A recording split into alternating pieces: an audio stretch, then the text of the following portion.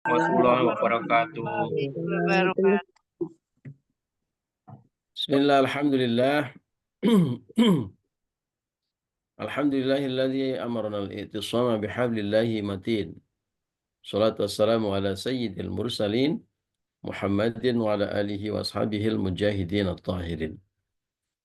Subhanaka la ilma lana illa ma 'allamtana innaka antal alimul hakim.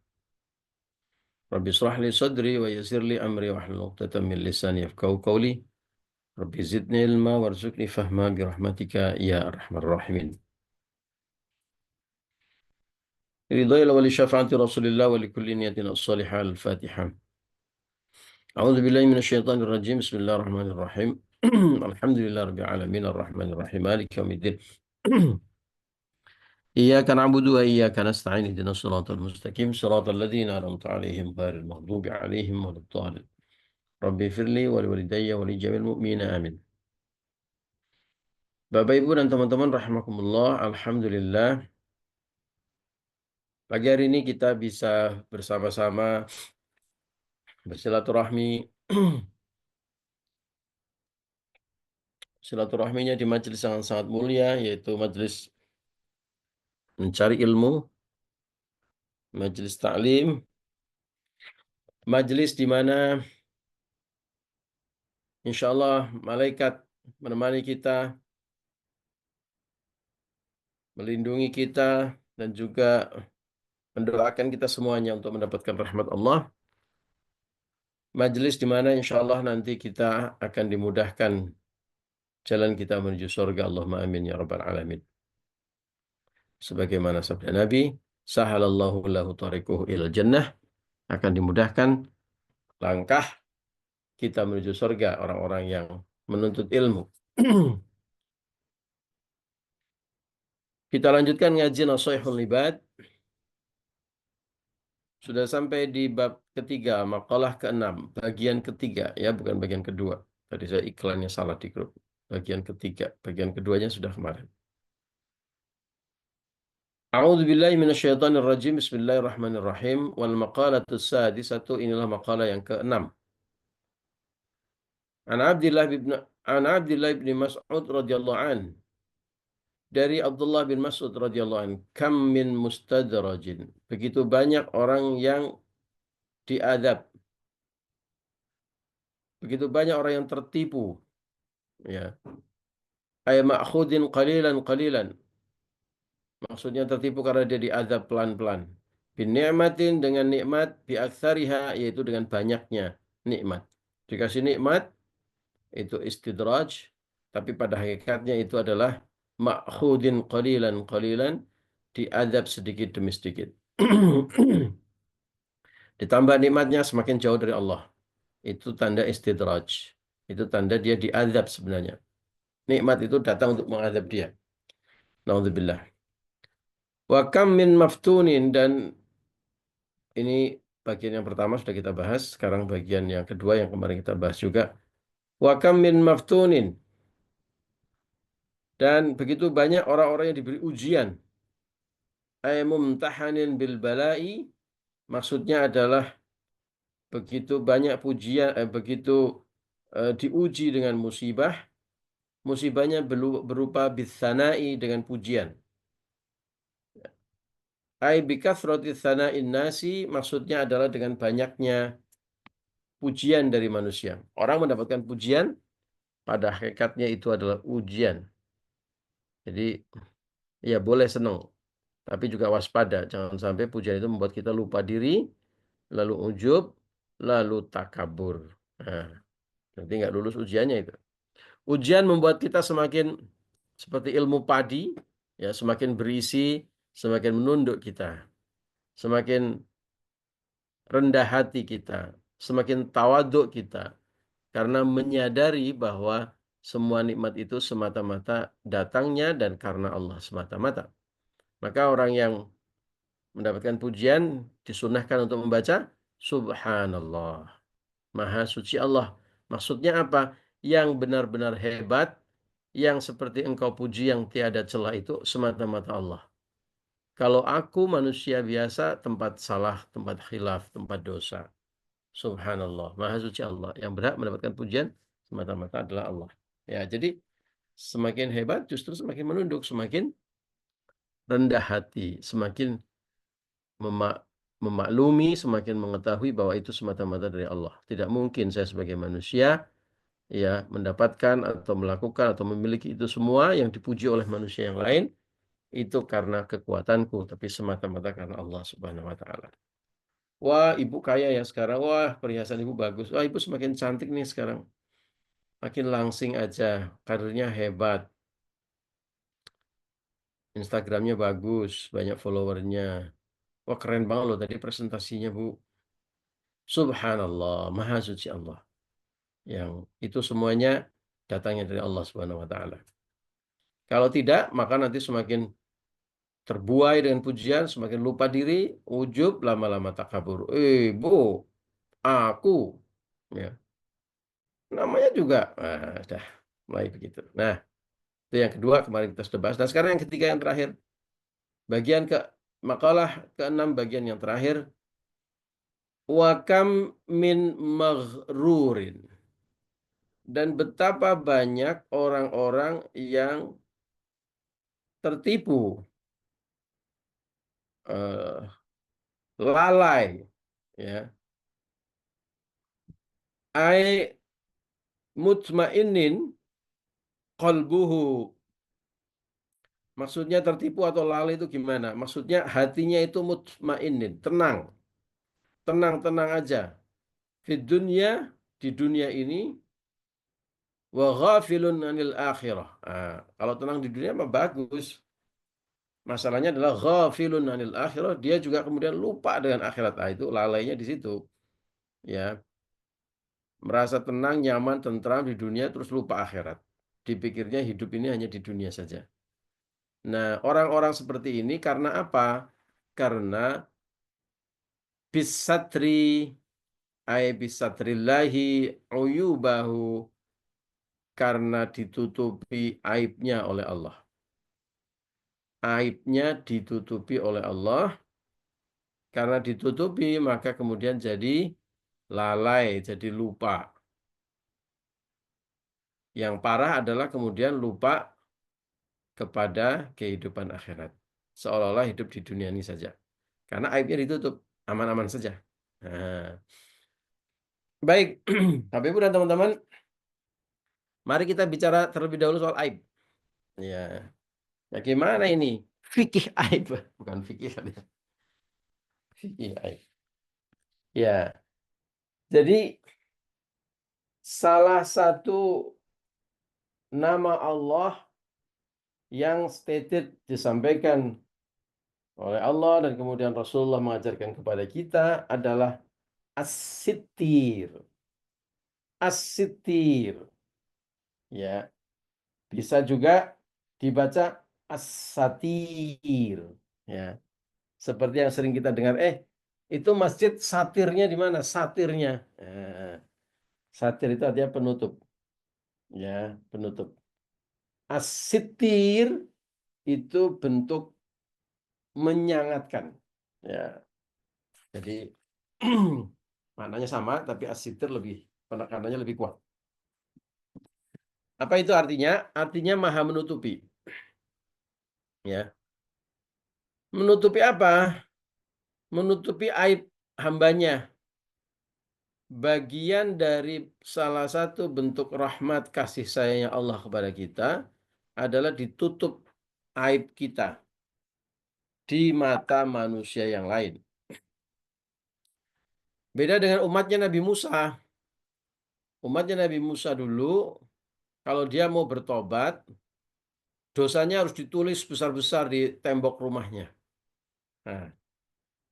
Nah, jadi malah diumumkan orang-orang biar tahu, biar malu. Ya kalau zaman sekarang mungkin di wall Facebooknya itu, ya, atau di Instagramnya itu ditulis. Kalau belum mengaku seperti itu, pengakuan dosa. Kalau pengakuan dosa di Nasrani kan one on one ya sama sama ininya apa namanya pendetanya gitu ya. Kalau zamannya Nabi Musa lebih ekstrim, ditulis di dinding rumahnya biar semua orang tahu kalau tulisannya kecil berarti belum terlalu serius tobatnya. Kalau tulisannya besar gitu pakai pilox gitu, berarti ini serius betul-betul bertobat gitu. Ya kalau dosanya itu korupsi 1 miliar gitu. Wah, ini orang bertobat karena korupsi 1 miliar. Kalau nyuri ayam gitu kan. Nggak keren banget gitu kan. Sudah nyuri ayam diumumkan lagi di tembok rumahnya gitu. Pokoknya dosa-dosanya itu ditulis itu di temboknya. Nah, kita umatnya kan Nabi Muhammad begitu dicintai oleh Allah, ya. Justru malah dosanya ditutup oleh Allah, aibnya kita ditutup oleh Allah dari manusia lain. Maksudnya apa ditutup ini? Maksudnya kita biar bertobat, ya. Bukan kemudian ditutup malah senang-senang, malah kemudian bablas, lanjut saja karena dosanya ditutup oleh Allah, ya. Allah loh sudah begitu menyayangi kita, tidak membuka aib kita untuk memberi jalan, untuk memberi kesempatan kepada kita. Ayo segera bertobat dan tobatnya one on one saja dengan Allah Subhanahu wa taala. Tidak perlu pakai perantara kiai, ustadz. Nanti kalau pengakuan dosa sama Pak Kiai malu saya. Sampai segitunya. Panjenengan dikasih privacy, dikasih ruang rahasia. Biarkan dosa itu urusan panjenengan sama Allah Subhanahu wa taala. Urusan kita semata-mata dengan Allah. Biar Allah saja yang mendengar. Ya, makanya kalau bertobat itu berdoa, beristighfar tuh meskipun boleh ya, jangan keras-keras nanti pada dengar itu. Ya Allah, kemarin aku ngaku dosanya masing-masing hanya kepada Allah, nggak usah dengan temannya. Nah, saking sayangnya Allah kepada kita, ditutupi dosa kita, diberi kesempatan untuk bertobat hanya dengan Allah. Tapi ironisnya ada orang-orang yang justru pamer dosanya. Nah, ini Allah marah banget ini. Nah, ini hati-hati Ibu, Bapak, teman-teman, ya. Sampai kanjeng Nabi bersabda, kullu ummati mu'afi. Setiap umatku yang berdosa memohon ampunan akan dimaafkan. Illal mujahirin. Nah, hati-hati. Kebalik satu maknanya sudah sangat berbeda. Hurufnya ketuker satu sudah sangat berbeda. Kalau muhajirin itu orang-orang yang berhijrah. Muhajirin, ansar. Sering kita dengar kan.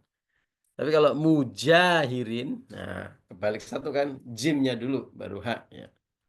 Mujahir itu berasal dari kata jahar, yang artinya, saya lupa pakai laptop, berdiri-berdiri nanti jauh suaranya. Yang artinya jahar itu artinya jelas, terang. Ya, kalau kita sholat itu, ada sholat-sholat yang jahar, ada sholat yang sir. Lawannya jahar adalah sir. Sir itu diam. Ya, sholat yang jahar, misalnya sholat maghrib, isya, subuh. Ya, di mana kita terutama kalau jadi imam ya bacaannya keras. Tapi ada sholat-sholat yang sir, asar, zuhur. Ya, dulu saya pernah lihat jamaah di sebuah hotel mewah. Ada seorang senior ya maju sebagai imam. Sholat zuhur, bacanya keras. Ya, ya tidak apa-apa karena belum tahu, tapi harus kita ingatkan. Ya, itu jahar artinya jelas, bacaannya jelas kalau sholat jahar. Nah, mujahir ya, oke ikan mujahir ya, ya mungkin ikan mujahir berasal dari kata ini nih, mujahir adalah orang-orang yang menampakkan, yang jelas. Nah, dalam konteks atau terminologi ini adalah orang yang menampakkan dosa-dosanya. Emang ada orang yang ada, ya mohon maaf, bodoh orang ini. Ya. Kenapa disebut bodoh? Dia sudah berdosa, dia punya aib. Ya. Allah tutupi aibnya. Ini kalau kita terus terang aja nih Bapak Ibu, kalau kita buka-buka aib, ya, semua orang kan punya aib ya. Semua orang punya aib, sekecil apapun aib itu. Dan kalau kita tahu aib orang, wow, ya, kita akan sedih, kita akan nangis, orang juga akan malu gitu. Tapi mohon maaf, ada yang bodoh ini, orang-orang ini. sudah berbuat dosa, ditutupi oleh Allah agar orang lain tidak tahu, dia malah pamer. Itulah yang disebut mujahir. Itu yang disebutkan dalam hadis tadi, dia nggak akan diampuni dosanya. Karena bukannya bertobat, tapi malah justru pamer dosanya. Siapakah orang-orang yang pamer dosanya? Disebutkan dalam hadis ini nih. Ya. Contohnya adalah ayya'malar rajulu billaili amalan. Ada seorang yang berbuat dosa atau berbuat maksiat di malam hari. Ya. Thumma yusbiha wa qad satarahullah. Kemudian datang pagi hari dan Allah tutupi aibnya, orang lain pada nggak tahu. Ya. Fayaqula ya fulan amiltul barihah kada wa kada. Masya Allah. Dia malah cerita kepada orang. Ya. Allah sudah tutupi aibnya. Ya. Ada yang berdosa, bermaksiat di malam hari.